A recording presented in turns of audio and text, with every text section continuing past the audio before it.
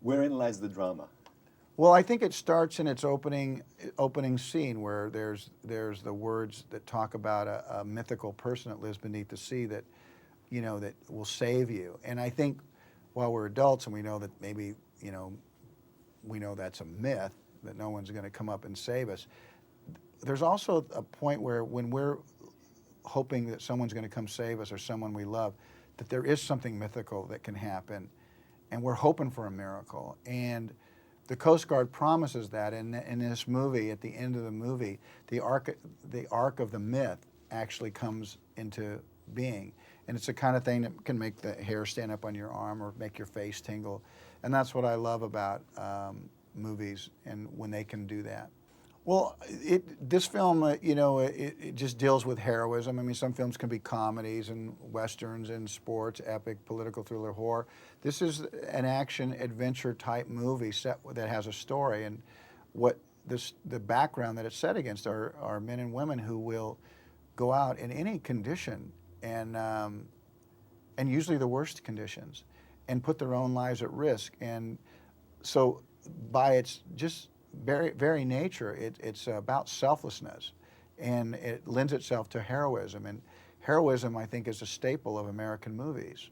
I don't know. I know that I was encouraged to be myself. I think probably I was disciplined because of that, you know, because I was a rascal.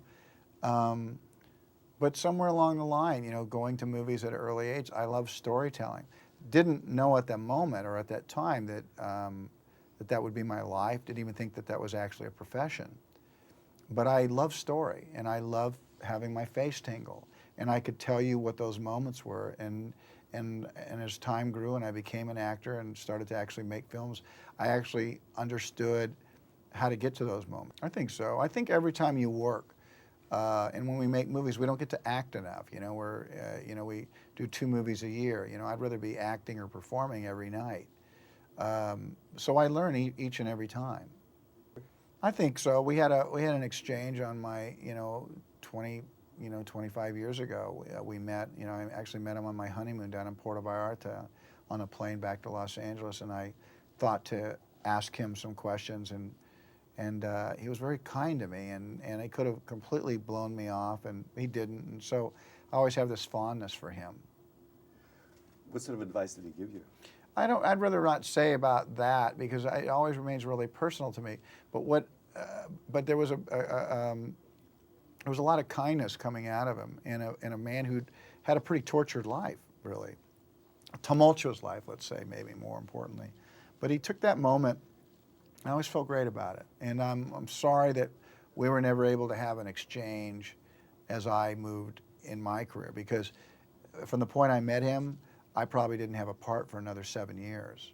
So it wasn't like I was a beginning. I was asking him advice about going into acting. I would say it was The Big Chill, but that's too easy to point at. You know, sometimes you can look at a movie and say that's the moment, but actually it's personalities that I met. You know, Wally Nocita, who ultimately cast The Big Chill, Lawrence Kasdan, who took a chance on me, agents who, you know, Gary Lucchese and J.J. Harris were people. So as I look back at my own, my forensics of my own career, you know, what happens is names are more important than movies. Movies are what people look at on the calendar of my life. But it goes deeper than that for me. I'm going to direct again, perhaps this summer, and I'd like to make it an American Western. I think you have to have a feeling that this is what you want to do. I think you have to want to be an actor that you want to rehearse, that you're invested in the writing.